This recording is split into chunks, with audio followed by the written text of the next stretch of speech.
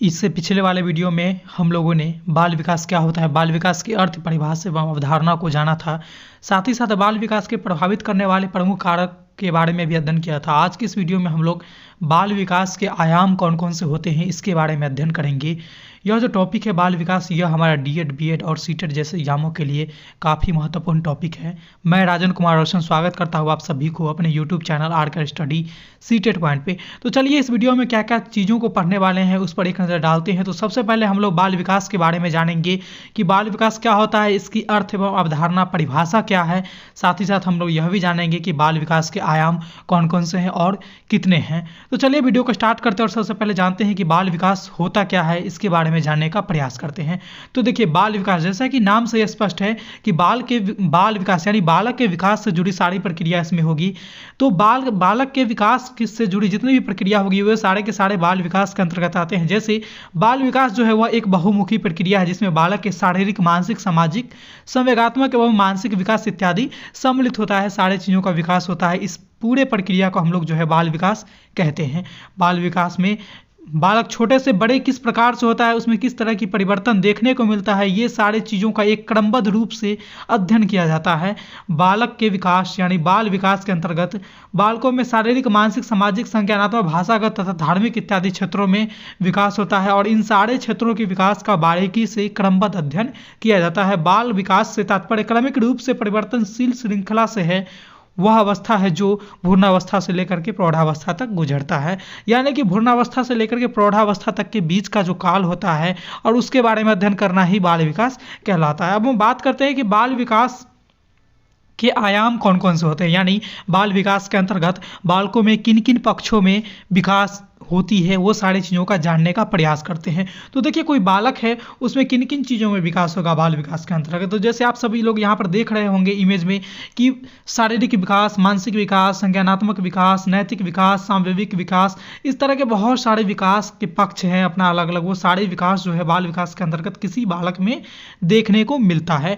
तो एक एक करके विकास के बारे में हम लोग जानेंगे कि कौन से विकास में किस तरह की चीज़ें विकसित होती है।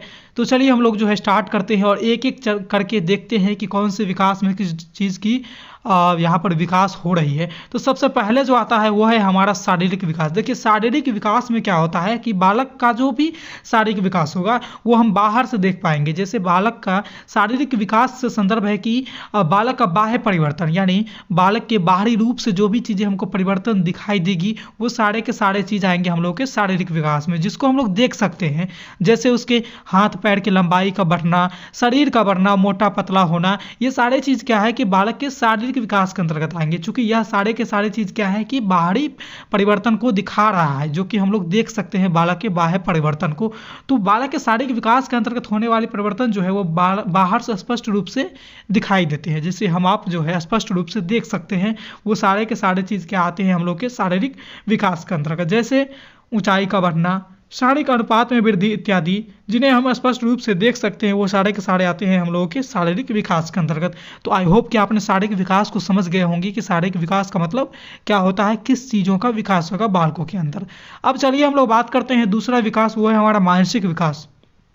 मानसिक विकास, जैसा कि नाम से यह स्पष्ट है कि मानसिक विकास यानी कि बालक के उन सभी मानसिक योग्यताओं एवं क्षमताओं का विकास से है जिनका परिणाम स्वरूप जो है बालक विभिन्न प्रकार के समस्या को सुलझाने में अपनी मानसिक शक्तियों का उपयोग कर पाता है। यानी बालक के सामने जो भी मानसिक शक्तियों का उपयोग करता है वो कैसे करता है, तो उसमें मानसिक विकास होता है। ठीक है, और वो कब करता है, जब उसके सामने जो विभिन्न प्रकार की समस्या आ जाती है तो वो अपना जो मानसिक योग्यता एवं क्षमता को वहाँ पे लगाता है। और मानसिक एवं योग्यता क्षमता जो है यह बालक के मानसिक विकास के अंतर्गत आते हैं।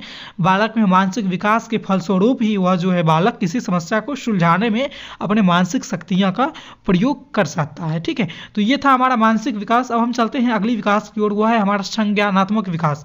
संज्ञान जिसका संदर्भ जो है ज्ञान से होता है, संज्ञान यानी जिसका संदर्भ ज्ञान से है, यह भी मानसिक यानी मस्तिष्क में होने वाला ही विकास से संदर्भित है। तो इसमें क्या होता है देखिए कि इसका संबंध वातावरण को समझने, उससे उससे संबंधित चुनौतियों व समस्याओं को हल करने के लिए तर्कपूर्ण एवं अमूर्त ढंग से सोचने की क्षमता से है। ठीक है, तर्कपूर्ण ढंग से सोचेगा, अमूर्त ढंग से सोचने की क्षमता होती है क्या, संज्ञानात्मक विकास से। इसमें क्या होता है, तो संज्ञानात्मक विकास वातावरण के साथ अनुकूलित होने में मदद करते हैं, यानी कि कोई भी बच्चा जो है वातावरण के साथ किस तरह से अनुकूलित होगा, इसमें उसका संज्ञानात्मक विकास जो है यह काफ़ी मदद करता है। ठीक है, अगला जो हमारा विकास है वो आता है हमारा नैतिक विकास। नैतिक यानी कि नैतिक मूल्यों का जानना, सीखना, उसके अनुरूप अपने आप को ढालना नैतिक विकास के अंतर्गत आते हैं।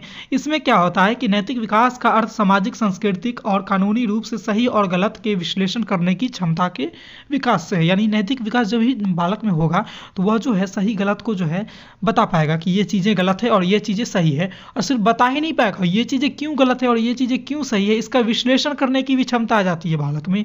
किसके फलस्वरूप, तो नैतिक विकास के फलस्वरूप। तो इसलिए नैतिक विकास जो है यह एक बाल विकास का महत्वपूर्ण आयाम है। ठीक है, इसमें क्या होता है कि इसके प्रभाव के इसके विकास के फलस्वरूप क्या है कि प्रत्यक्ष प्रभाव उसके सोच एवं व्यवहार एवं उसके भावना के प्रकटीकरण पर पड़ता है। यानी बच्चे किस प्रकार से अपने भावना को व्यक्त कर रहे हैं, अपने व्यवहार किस प्रकार से प्रदर्शित कर रहे हैं, ये सारे के सारे चीज़ नैतिक विकास के होने के फलस्वरूप बालकों में स्पष्ट रूप से देखा जा सकता है। ठीक है, अगला जो विकास आता है वह है हमारा सामवेगिक विकास, यानी संवेग का विकास। ठीक है, तो संवेग का विकास, संवेग को हम लोग भाव भी कहते हैं, जैसे ईर्ष्या, द्वेष, खुशी, दुख, दया, डर, ये सारी चीज़ क्या है, हमारा भाव है, इसको हम लोग संवेग भी बोलते हैं। ठीक है, तो इसका विकास हमारा आता है सामवेगिक विकास के अंतर्गत। जैसे संवेग का अर्थ ऐसी अवस्था से होती है जो मनुष्य के व्यवहार को परिवर्तित करती है। जैसे भय, सामान्य अवस्था में कोई बच्चा है, एकाएक उसको भय आ गया तो उसके जो है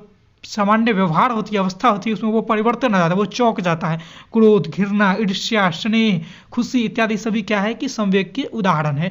और क्या होता है कि संवेगिक विकास में ये सारी चीज़ों का विकास होता है। अगला जो विकास हुआ है हमारा क्रियात्मक विकास।